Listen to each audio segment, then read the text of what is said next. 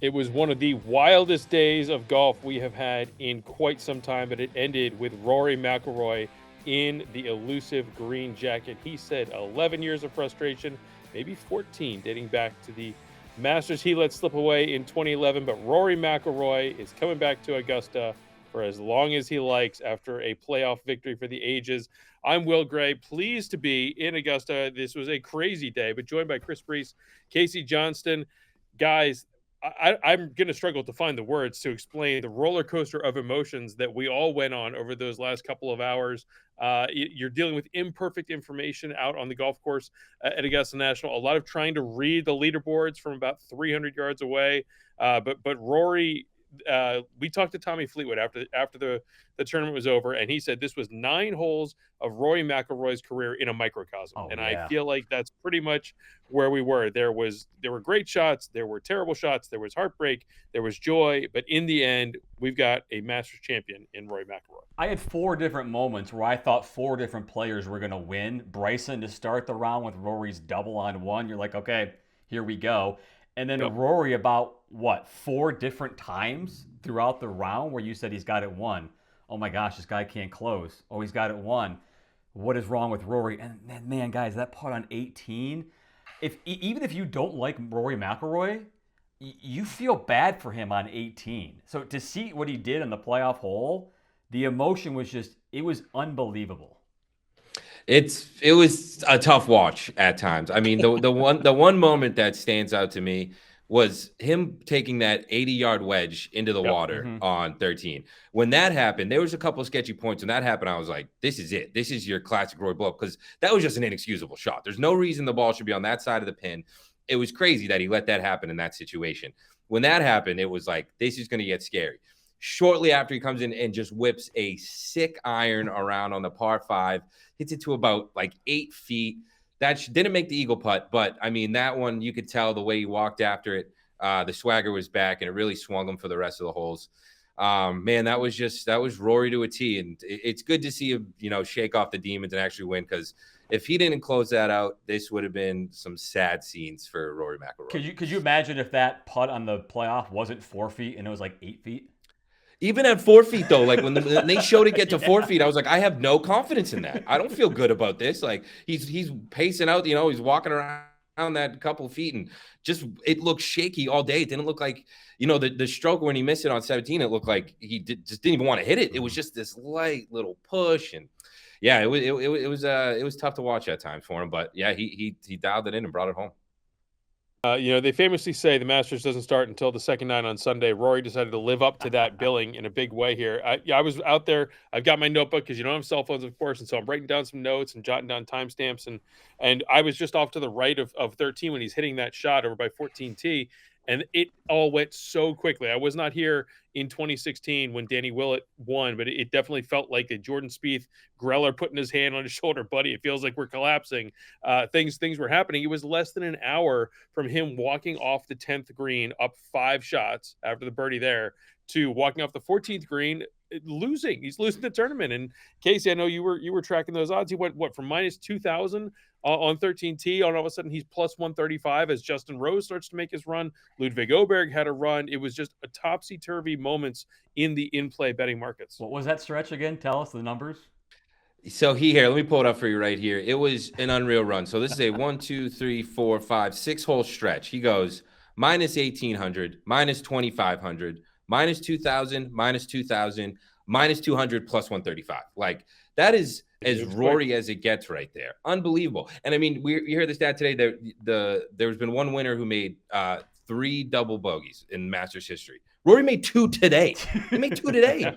Like, it's just unbelievable how difficult he decides to make it, and just makes it this big issue. Like, I saw a meme, had me cracking up. Just said, why can't you just be normal? Just be normal. Just put together a standard day. And I guess that brings the entertainment value, makes the win and the celebration that much sweeter. But holy cow, is it a crazy watch sometimes. So, guys, let me set the scene. Go ahead, Will.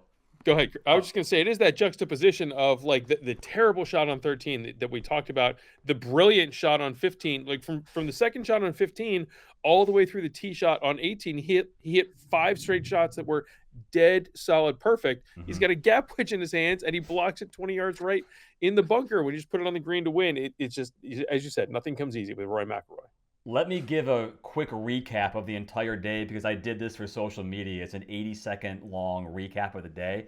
Here we go. Just so everybody can kind of start over what happened, what in the world we Let's watched do it. today. Rory's 2-shot lead gone on the first hole with a double. Bryson takes the lead on 2 with a birdie. Didn't last long because a 2-shot swing on 3, Rory birdied, Bryson bogeyed. Another 2-shot swing on 4, Rory birdie, Bryson bogey. Extends the lead to 5 shots with birdies on 9 and 10. Bryson ejects basically on 11 with that double bogey in the water. Rory bogeyed 11, should have hit it in the water. Justin Rose enters the mix with a birdie on 12 to get within 5. Rory hits it in the water on 13, that inexplicable shot you just talked about, made double. Rose birdied 13 and 15. He's within 1 now. Ludwig Oberg enters the chat with birdies on 13 and 15, makes it a 3-way race. He tied for the lead, but that was short-lived. Bogey on 17, a disaster on 18 in the bunkers. Rose took the lead with a birdie on 16. Rory bogeyed 14, but Rory joined him again with birdie on 15. A bogey on 17 for Rose. He drops back 1. Redeemed himself with that 20-footer on 18. Amazing. Post 11 under par. Rory's shot of the tournament on 17 gets him the lead again. Of course, we saw what happened on 18 and then the playoff. Will, I was going to say, no one remembers more about golf in the last 15 years than you. Can you recall a player looking like a complete amateur for one shot and then turning around and doing something you don't even know if Tiger Woods can do? I mean, the comps for me were Spieth in 2016, where he was absolutely in control, up by 5, going into the second 9. The wheels come off on the 12th hole, the demons that are still out there for him. And then he turned it around and made a huge run of birdies and almost got back into shouting distance of Danny Willett and just ran out of holes. But you're right. The highs this week with Rory McIlroy were so high. The lows were so low. 4 double bogeys, 2 on Thursday, 2 on Sunday. And that's what was just making it so maddening to watch as Bryson was there, stride for stride with him entering the day. But Bryson's iron game was all over the place. And Justin Rose's putter faltered yesterday. You think back to that short 3-putt from about 4 feet on the 16th hole that I'm sure he'd like to get back. But it really felt like it was Rory's tournament. And so it's like, if not now, when? If this is not the set of circumstances that's going to lead you to this victory and this promised land, are you ever going to get it? And I think that he was feeling that. And he said, in his post-round press conference with the media here, he said, I was incredibly nervous, before the day, heading to the range, standing on the first tee. And it was, understandable transparency from him to say, because he seemed out of sorts because he felt out of sorts. And that's why we saw some of those shots, but still he was the same guy underneath that was able to hit those unbelievable shots that you just ran through. The birdie on 3, the little spinny pitch, the great, shot on 4, the birdies on 9 and 10, and then the shot on 15. It feels like the 15th hole is just the hole for him this year, or this week. Between the chip in the water on Thursday, the pimp step shot on Saturday, and then today, if only he had closed it out with eagle, it really would have been emphatic. But that just shows that, he's always had the shots. Think back to what Jack Nicklaus said on Thursday morning after hitting the ceremonial tee shot. He said, I sat and had lunch with Rory. He walked me through shot by shot of his game plan for Augusta, and I didn't say a word. It was the exact right game plan. He knows exactly what to do. But Jack said he can't avoid the big numbers. And look, lo and behold, Jack Nicklaus is right once again, because that almost derailed Rory's Masters bid. But in the end, after so much heartbreak, so many majors gone by, he did just enough to get that green jacket. Chris, you mentioned that chaos moment there in the second 9 when there was just guys were getting into the mix. Yeah. Justin Rose takes the lead at one point. There was a moment there where Justin Rose became the favorite. He was the outright favorite to win the Masters at one point. That was insane to me. And not because of setting the odds there. The fact that Rose played well enough to get back into it, and then Rory played bad enough to let him climb into it. There was a moment there I paused and I was like, we have about 4 holes left, and Rory is down to Justin Rose right now. How did we get here? And it's unbelievable that he just finds a way to get himself in these situations.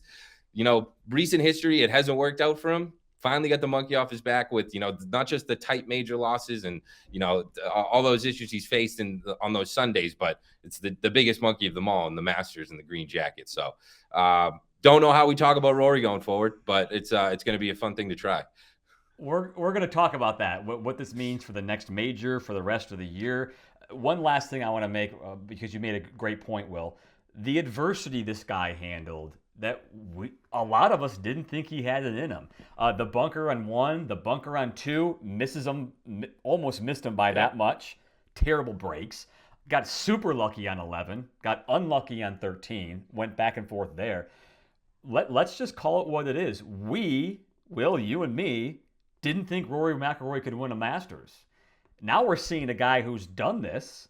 What does that mean going forward? Have we unlocked Pandora's box, or is that overstating it? No, I don't think you're overstating it. Today's a day for takes. We are swinging for the fences. I do think that the floodgates could be open right now for Rory. What is he going to be? He's going to be 36 next month.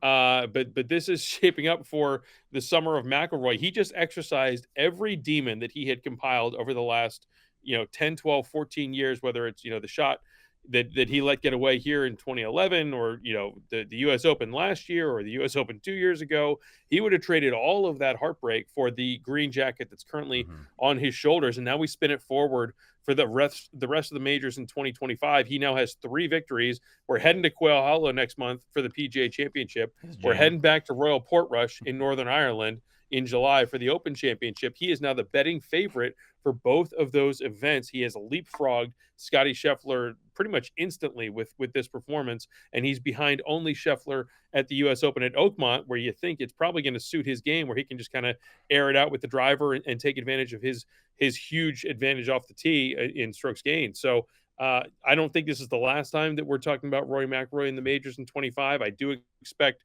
there's going to now be a real battle for who is the outright betting favorite at the following 3. Rory going back to Charlotte and Quail Hollow next month, a place where he's won 4 times before. It's hard for me to see a world where Scottie's going to leapfrog him and become the betting favorite. I think we're really talking about Rory as 1A next month for the PGA. Yeah, I mean, we will take a while to process what we saw from Rory. I mean, he might not win another major. He might win 5 more majors. That's probably putting it way too overstated with 5 majors. But, I mean, I just kind of wrap things up here. Do you guys remember a Masters that was this exciting? Like, when was the last one? Take away Tiger's 2019 win. I was going to say, 2019 was good, but it didn't have the same down the stretch anticipation of you're hanging on every shot. Yeah. It was transformative. It was historic. But once Tiger birdied 16, he's up 2 with 2 to go, and he kind of iced it from there. This is like a little bit of 2019 for historics. This is a little bit of 2017 for the playoff drama. This is a little bit of 2016 of the rubbernecking a car wreck. There's a lot involved with today's round, and it's going to be one that we're not going to forget anytime soon. And Rory's kind of a unique case too, where when he starts having these rounds that are just absolute chaos, he becomes kind of polarizing. Like going into the week, people want to see the general consensus. We'd love to see Rory do this, but those real diehard Rory fans, or people that hop on a ticket in Rory, when they start struggling, if we saw Tiger start to struggle in 2019, people are going to be a little, oh, this is upsetting. When Rory starts to struggle, it's this guy. He's doing it again. Why is he doing it again? So it's a really interesting dynamic of the polarizing aspect he can give to fans. But then at the end, people aren't upset he won. Everyone's happy he won. But while he's creating that chaos during the day, it's a very polarizing conversation. And I think that just makes for another interesting viewing aspect as well. And I can be one of those guys sometimes. So it definitely made it fun for me today. We've got a player who's won the Masters, the Players' Championship. And would you argue, Will, at this point in the season, outside of those 2 venues, do you think these guys care about winning at Pebble Beach more than anywhere else? I mean, potentially. I think that we're still. I mean, I think that this is on a plateau in and of itself. I think that it'd be interesting to think about the butterfly effect of, does he win here if he doesn't have that win at the Players, is a bit of a springboard. But this is just there's so much emotion, so much energy that he shed essentially on this green here in completing the career Grand Slam, which is crazy to say in reality here. But this is absolutely shaping up to be one of Rory McIlroy's best years. Even if he doesn't win again for the rest of the year, this is an unbelievable year. But projecting it forward, he's going to go and be the defending champion at a couple events over the next 4 or 6 weeks. We've talked about those major venues. I mean, this could rival 2014 when he won 2 majors for potentially the best year of his career, I think, at this point. All right. I'm interested to see, because we talk about the dynamic of this is like, this was the one he wanted to knock out. He said it in his the trophy ceremony that my dream has come true today. This is the one he wanted to get off for his career. And now I wonder, is going forward, is it now he's just so freed up, he's going to go and play unbelievable? Or is it like, I did what I came here to do. I'm still going to be showing up and playing good golf, but maybe that drive isn't as there as much. He's not preparing for next Masters. It's not let's gear up for next Masters. He's got his jacket. So interested to see the dynamic with him there. You know what's next, Will? It's that Road Ryder Cup we were talking about. He just might get it. Might be the year of Rory. We'll see.